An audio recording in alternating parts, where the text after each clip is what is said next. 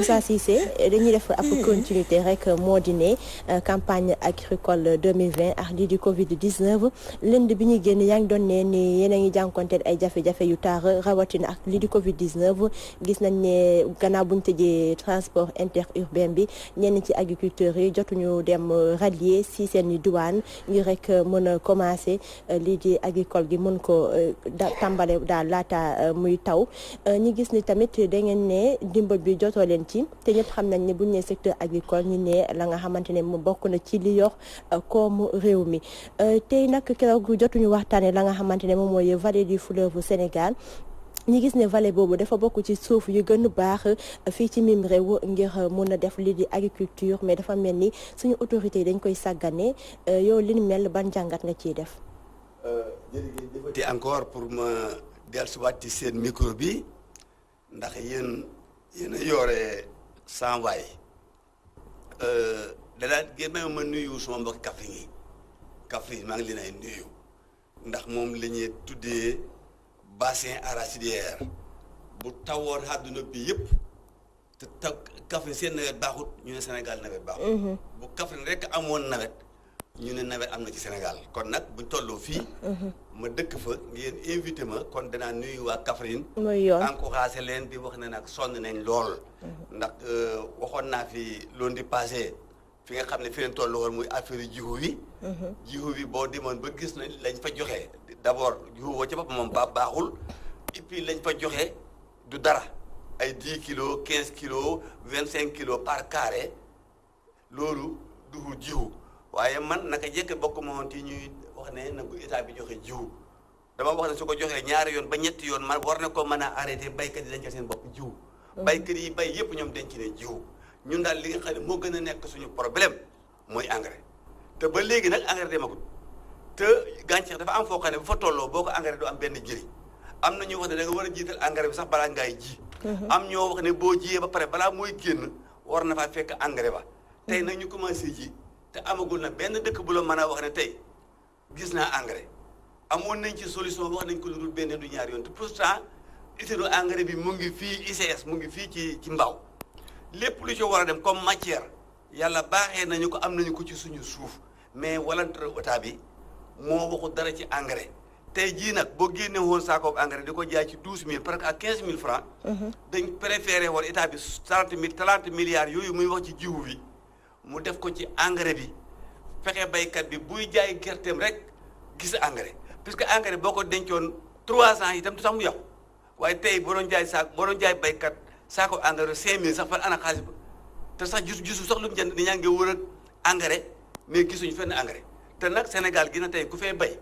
ak suuf si ni mu sonnee nii boo amul engrais da ngay gunge nañu ca tool rek waaye sax dem tool amul benn njëriñ dafa mel ni sa engrais yooyu sa seen qualité xaw na des baaxul puisque état bi dafa wut ci ay commerçant ñi koy importé fu leen neex ñu jëlee amul contrôle prix bi ici la même chose te sax da nga ko dul sax gis li mooy bon noonu su ko paysan bi gisoon sax jënd ko mais du ko gis te état bëgg ci dugal ci subvention te mënu ko mënoo fexe ba jëndal Sénégal yëpp engrais mante ne de vraiment ñu ngi ciy ñàkk ay milliards yu dul jeex te groupe boo tuuti ñoom ñu ci profité ak ci béykat yi loolu moom depuis nangami at maa ngi koy wax te état bi vraiment moom tamit jëlu ci benn mesure te ay milliards am mu ngee dem te milliards yu àggu ci paysans yi loolu nag lu métti la. mu doon milliards ya nga xamante ne mun nañ ne dañ koy génnee ci gafaga askan wi. ñoom mu neen rek waaw ñoom mu neen rek. ci ñoom lay des ndax am na ay opérateur économique yoo xam ne am nañu ay milliards te defuñu dara baykat bi nga xam ne moom moo waroon a am loolu moom diggante tumuraanke loolu dafa métti. Cissé Lo doon wax intrant agricole yi nga xamante ne du yegsi si ñi mu war a yegsi dafa am ñoo xamante ñoo nekk ci nguur gi si ñoom lay yem ñoo koy séddoo ci seen biir. ñoo mu neen ñu ne ci nguur gi ak ñu ne ak am na ay opérateur économique ñun créé woon nañ fi benn syndicat bu ñuy wax jàppal ma jàpp ñun paysans yi mais gis nga biñ ko yëgatee bañ ko yóbboo ci àll bi pour teg ko opérateur économique yi nga xam ne ñoom ñoo yore alal ñoo fexe ba jël syndicat boobu syndicat wu paysan yow nga nekk ab opérateur économique nekk commerçant war a jënd gerte gi ma def ci lu ne la dem ci rajo yi dem ci télévision yi syndicat bi bayee leen ko baykat yi yéen opérateur économique ngeen aussi syndicat wu bopp comme lu Gomis di wax ni léegi ci entraîneur yi seen ma ne baykat yi bàyyi leen ñu am seen syndicat wu bopp mais bu fi génne syndicat wu paysan opérateur économique yi nga xam ne ñoom ñooy yore milliards yi ñooy dem récupérer waat ko ñoom di yore syndicat yi loolu amoon na fi. day métti léegi ñu ñëw ci vallée du fleuve bi nag foofu tamit waaw. wax léegi tudd ICS moom kese moo fi nekk usine buy defar ji fii ci Sénégal. mu ngi fii ci mbaaw gii rek di defar engrais mën naa defaral lu sépp lu Sénégal africain yëpp mën nañ leen defar engrais. te am na beneen usine boo xam ne am nañ ko mu nekk Matam. commencé woon nañ ko defar ci jamono Abdoulaye Wade mais bi fi Wade jógee ba léegi déggatuma kenn ko ci tudd dara malheureusement dafa am projet yu Abdoulaye Wade amoon. booba ak Abdoulaye Baldé mii moo doon conduire projet ba. Matam dafa am benn phosphate bu fa nekk phosphate bu baax a baax boo xam ne dafa mën engrais soo ko defee benn yoon ci lu ñu Abdoulaye Wade wax bi mu dikkee assemblée nationale nee na 4 ans lay duré boo ko suyee benn yoon ci tool bi dana def 4 ans nga muy door soxla waat engrais te loolu commencé woon nañ ko defar fii ci Matam mais le fait que projet Abdoulaye Wade la woon rek bi Macky Sall ñëwee du ko laal du ko yeggali te projet baa ngi fi te loolu mu amal baykat yi njëriñ mais malheureusement. ba léegi dégguma fenn fu ñu ko tuddee usine Matam bi ana usine Matam bi ak engrais Matam bi anam. dëgg la kay à un moment donné il faut que si suñu autorités yi jàpp ne rek ñi xam ne koom-koom gi daal bu ñu bëggee mu bousee faaw ñu adopté ay politique agricole yu baax yu mucc ayib léegi ci lii di vallée du fleuve bi nag ndax mun nañ ci def benn taxaw seetlu. voilà moom Macky Sall waxoon na fay autosuffisance alimentaire à 2017. puisque wax rek. mënul la tax ñu am autosuffisance alimentaire bokk nañ ci ñu am suuf si nga xam ne lépp lu ñu soxla ci ceeb mën nañ ko cee bay am nañ ndox ma aussi am nañu volonté bi mais politique état bi moo des mu ngi tane si nag mu ngi tane si ceeb bi ñu ngi gën di am ceeb bu Sénégal mais waroon nañ cee jéem a def publicité boo xam ne Sénégalais dañ ko lekk xoolal Covid bi ngay wax nii ci affaire ceeb bi nga état bi jëndu ceebu Sénégal bi. te mënoon na ko jënd. loolu suñ jëndoon ceebu Sénégal bi dana gën a dimbale baykat yi mais baykat yaa ngi nii am seen ceeb mën a ci àll bi ñu dem jëliwaat importé yeneen ceeb te état moo ko jëndal boppam ñëw dem da ko jox paysans yi loolu du développé mbay mi. am nañu suuf bu baax a baax boo xam ne mën nañu bay ceeb du fëlaw kese même Saalum gëm a dëkk suñ baa ballon boobu lu ko fi commencé ba jëm Koungheul ba jëm côté Gambie. boo ceeb boo fa bay man damay bay ceeb boo fa bay. mooy gën suñ ceeb bi ñuy jëlee ni Inde du ko jëlee Pakistan. suñ ceeb bi moo gën amul sucre bi nga xam ne mooy joxe jabet suñ ceeb bi loo jabet bu la neexee nga lekk ko. te loolu nag dafa def sa état bi def ci nag xaalis li ñuy importé di ko ci àll bi. suñ xaalis boobu suñ ko delloo waatoon ci suñu suuf sii dootuñu jëlee di fenn ceeb soble gis nga ko moom tamit. fu mu ne nii. Covid bi ngeen ay wax nii soble bi ren li baykat yi li leen ci yàlla jox bëri na lool mais ak couvre-feu bi soble si mën da ñëw am na ren baykat yu jaay 50 francs li kilo soble parce que luuma yi nga xam ne ci lañ ko doon jaayee ji ñu tëj ko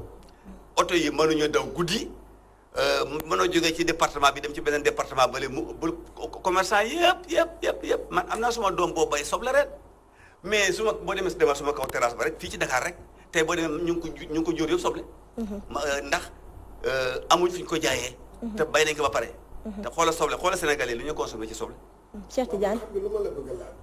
leen ñu ngi nii nawet bi ñëw na. béykat yëpp dem nañu taxaw nañu waaye damay laaj man lu ma leen di ko laaj mooy ndax ñoom fu mu nekk nii ndax dañ leen di jox jiw bi parce que ñu bëre man ñi ma laaj dañ ma ne ñu ne ma jiw bi état bi lu mu ak Covid bii fi jaar ak li fi nekk nii lu ndimbal bu ñu mën a dimbalee moom mooy mu may ñu ko waaw man loolu la parce que ku ma laaj ci loolu mu ne ma daal dëgg Macky Sall daal ak nguuram bi li ñu mënoon def xam nga mooy lan bu ñu jàppalee ñu pour ñu mën a génn ci situation yii moom mooy ñu may ñu kii bi loo ci xalaat loola la baykat yi gën a bëgg suñ amoon ku leen may moo leen gënal waaye suñ gisoon ku leen jaay tey gerte goo baax mais opérateur économique bi yóbbu gerte gi ñuy yóbbu dafa am baykat yoo xam ne duñu ko bay parce que ay variété la dafa am gerte goo xam ne bu amee 35 jours dafay ñor am boo xam ne 50 jours am boo xam ne 60 jours lay def soo boolee gerte jiwu yooyu yëpp boole ko ci benn saako yow miy bay mënuloo koy tànn tool ba balaa bii di ñor day fekk bële moom yàqu na ci suuf si te mënoo koy ji ndax ñoo bokk benn yoon bi. moo tax baykat yi dëgg ñoom soxla wuñ jiwu état bi wala suñ ko jëlee dañ koy jaay xam nga ban politique lañ cee def fu ñu toll nii yow Gomis ñu ne la sa kër am nga 200 kilos wala am nga 100 kilos 100 kilos bi état bi dana fay mocc bi yow nga indi 175 francs 175 francs boobu ñëw nga war a indi opérateur économique bi au lieu mu jox la ti gerte daf lay jox moom xaalis benn camion gu gerte kese boo amee autorisation 1000 tonnes benn camion bi yow opérateur économique bi. mën nga cee fexe ba am ay décharges yoo xam ne wane ni jox nga 1000 tonnes loolu moo am. loolu moo am parce que amuñu gerte te gerte gi am na ñoo xam ne au lieu ñu jël gerte gi dañuy jël xaalis ba parce que xaalis ba moo leen gënal ndax gerte gi leen a jox du baax bu ko defee nag li ci gën a métti baykat bi amul jiw état bi suñu xaalis bi nga xam ne moom la seere ay milliards ñu ñàkk ko groupe bu tuuti ñoom bénéficié wu ci loolu il faut les dénoncer loolu mooy li nga xam ne moo gën a sonal baykat yi amuñu gerte opérateur économique amuñu gerte gu baax gerte gañ am dafa jaxasoo jiw dañ koy tànn jiw dañ koy préparé ñu xam ne li ñuy boole nii di ko ji ñoo ànd te malheureusement loolu amut te état bi sonn na ci trop nag ci jiw bi. léegi autosuffisance alimentaire bi nga xamante ne moom la gouvernement du Sénégal di wax mi ngi doon 2017 pour ñu jot ci lii di autosuffisance alimentaire ndax yow jàpp nga ne dinañ am lii di autosuffisance alimentaire du moment où agriculteurs yi ñu ngi jànkonteel ay jafe-jafe. ak politique bi ñi politique nii ku gudd fan sax du ko fekkee non ku gudd fan ak li ñuy def nii ñoom ku gudd fan du fekkee loolu. ku gudd fan waxuma ku gàtt fan mais ku gudd fan xale bu gudd fan sax ak ni ñuy doxalee ñoom. suñ ko bàyyi du ko fekkee. du fekkee non du fekkee autosuffisance alimentaire aussi au Sénégal ndax wax naa leen ne politique agricole bi dafa am ñëpp dañ ci am responsabilité su ma bokkee baykat yi aussi am na ci responsabilité. Gomis sax nga mën a comprendre 12 mois nga bëgg ci liggéey 3 mois. pour dund c'est pas possible yow wóor na la ne yow boo liggéeyoon 3 mois du dund 12 mois paysan bi nag ñu am 3 mois rek mu bëgg ci dund te 3 mois boobu man damay bay damay fay ay nit pour ñu bayal ma ji nga su ma xooxoon benn nit na ko suba dama bëgg lu mat fukki machine day ànd ak fas bi koy ñotti ma wax ak moom ñaata laa koo fay ma ne ñu ne 8 heures la ñu commencé 8 heures war ñu fekk ci tool ba eneer gis nga kooku war a ñëw 8 heures ba 10 heures doo ko gis du ñëw te ay xale yu ndaw ak xale yu jigéen yu tuuti ak xale góor yu tuuti actuellement ñoo nekk ci mbay bi ñi nga xam ne ñooy borom doole yi ñenn ñi ñu ngi ndakaaru gii di taaba parce que mbay ma amatu ci ma benn confiance ñenn ñi seen doom yu ndaw lañ bàyyee ñuy bay balaa ñuy def 2 mois ñoom gis nga fu mois de août jotee ñu ne pare nañ bay te mois de août dafa am ñax boo xam ne moom saxagul parce que dafa am ñax boo xam ne ndox mi day bëri lool moom mu doog a sax yow boo bayee mbay ci tool bi te ñax boobu saxagul nga wàcc ko fa yow ñëw Ndakaaru wala nga dem tëdd sa kër doo am dara ñi nga xam ne ñu ngi bay seen tool yi di set ñuy fay liggéey ba mois de septembre il faut nga war a topp tool bi di xëy di gont te loolu sax boo xëy sax ñu ko xëy sax léegi boo xëyloo xale bu ngoonee duñ gont ñu ngi ci football bi comme li Gomis gën a bëgg. ñu ngi ko ca football boobu. tool ba boo ko wàccee mois de août boo bëggee dixi doo fa fekk dara parce que ñax ba dafa am ñax boo xam ne ñax gi gën a soxor moom heure boobu lay sax. tool ba doo fa jëlee dara te loolu nag moom li gën a yàq bay bi ci la bokk loolu nag moom responsabilité baykat bi la tool bi dañ ko war a bay ñun bañee bay ak suñuy maam ak suñuy baay dañ daan bay ba mu septembre jeex. da nga mujj sa tool bi doo ci mën a dugg machine bi waaye yaa ci dugg ak di ak sa ileer di ko bayee noonu mais ñoom dañ bëgg a bay rek ak machine rek. tool bi day am heure boo xam ne su ci tolloo machine du waratu faa dugg. te nag ñoom bëgguñee bay lu dul machine rek. alors loolu handicap la boo xam ne. du sax responsabilité état mais responsabilité paysan yi la. waaw mu doon responsabilité. waaw ci forage yi parce que loolu war nañ cee wax lu yaatu mais avant ñu ciy dem sànq aussi dafa am loo wax ci wàllum ceeb bi nga xamante ne nii état bi mu ngi koy distribuer fan yi ñi nga xamante ne ñooy ménage yi da nga wax ci sa biir wax mu mel ni ceeb boo xamante ne nii dañ ko jéegaani du ceeb bu ñu bayee fii te ñu bëri man sama problème ci loolu mooy ñu bëri dañoo fa ne ceeb boobu ceebu Sénégal la parce que gis nañ diggante démb ak tey ku ci mel ni Omar Faye bu mouvement leeral askan bi mi ngi génn wane ceeb boo xamante nii man ceeb bi ma ko gisee nee naa est-ce que lii ceeb la ceeb bu jaune la boo xam ne kenn xamul lu mu mel te ñu bëri ñu ngi foog ne ceeb bu dëkk bi la loolu est-ce que mën nga cee wax dara ceeb boobu dañ ko importé ok ceebu Sénégal ceeb bi di jënd boobu ñu jënd noonu ñoom bi état bi jënd nii waaw du ceebu Sénégal dañ ko mais importé ndax puisque ministre bi fi mu njëkk a juumee fa mu njëkk a waxee ne alors foog ngeen am stock benn waay jóg ne moom am na stock bëgguma tudd sax ci affaire yi race waaye am ñu wax ne am nañu stock ñu noonu dañuy seeti stock ya mais stock yooyu ñu indi moom kenn xamul ceeb boobu kañ la man gis naa ko ceeb bi ñu ma wax ne moo nem ci àll bi loola ñoom xam na ne ñoom duñ ko lekk te suñ ceeb bii buñ demoon ci suñu ceeb bii jënd ko moo ëppoon bénéfice ci paysan yi et puis ñoom itam ñu gañe ci mais li ci gën a grave ci bañ nañ koy séddalee nañuy séddalee dund bi mooy li gën a tee grave wax naa ko fii ci seen rajo bi bu ma indi woon tey liste bi nga xam ne moom la Mansour Faye joxe ci àll bi pour ñu war koy séddale Gomis xam nga lan la Mansour Faye wax daf na ñi nga xam ne ñoo amoon bourse familiale ñoom dañuy jiital c'est vrai ñi nga xam ne bii ñuy dem ñoom élection 2019 waxoon nañ ne recensé xawaatoon nañ leneen lu toll nii ñu jox bourse familiale dama yorul fii liste bi ne kon dama lay liiral intégralement ñoom proposition bi ñu jox man ci suma commune muy Diamagaajo gis nga boo jëlee ñi am bourse familiale ak ñi nga xam ne ñoom lañ diggoon ne dañ leen jox bourse familiale te joxaguñ leen ko ñoom dañuy jëkk a jox suñu paree ñu doog a seet nag ñi cay topp te loolu boo ko seetee am na commune boo xam ne buñ joxee bourse familiale bi ak ñi nga xam ne amaguñ bourse familiale lañ leen jox ñoom buñ ko séddale 301 chef de carré kese ñoom ñoo fay ñàkk a am dañ dese 1600 chef de carré yoo xam ne kenn du am benn kilo ceeb. benn kilo ceeb vu que temps bi mi ngi ñuy xooj moom elle vient de nous rejoindre sur le plateau nuyu naa la Salma yaa ngi si jàmm dinañ ñëw ci kanam tuuti ci people yi incha allah Mamou est-ce que duñu tëjee ci forage yi rek c'est très important ci solution vu que aussi moom acteur la moom tey lan nga jàpp ne buñ ko tegee tëralee comme solution dina tax ba tey agricole gi mën a participer bu baax a baax ci lii di booster économie bi manuma ñu jeexal mu ko fi waxuñ ci problème mu ndox parce que ndox moomu dafa yore mbay mi yore dund nit ñi yore dund jur gi mooy forage yi tey mooy forage yi forage yàlla def na bi fi Abdoulaye Wade di nekkee fexe na ba tous les villages yoo xam ne moom mu ngi ci région de Kaffrine moom am nañ forage am nañ ndox région Kaffrine moom bi nga xam ne moom laa maîtrisé man amutul kenn ku doon root ci teen biñ fay jógee ñun à 2012 waaye malheureusement forage yooya nga xam ne population bi lañ ko joxoon Abdoulaye Wade dafa libéré woon forage yi population yi nga xam ne ñoom ku ci sa forage panne yaay jëndi moteur yaay jënd pompe bi yaay fay ñi nga xam ne ñoo def contrôle ci kër yi liggéey dëgg la woon ci àll bi ñu am ñoom seen kees am na ñoo xam ne daan nañ dem 15 à 20 millions ci seen kees bu nawet bi jotee ba nit ñi xaw a sonn